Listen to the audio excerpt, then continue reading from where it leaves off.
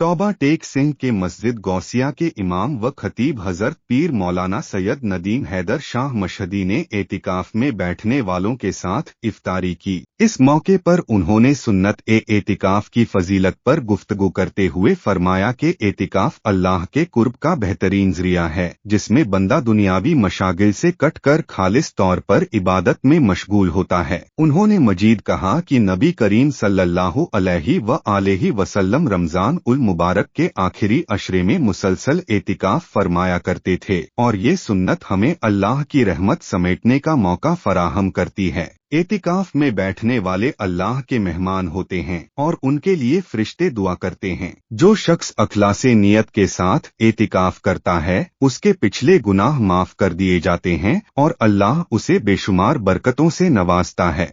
Daily टेकू YouTube channel को like, subscribe और share करें। शुक्रिया।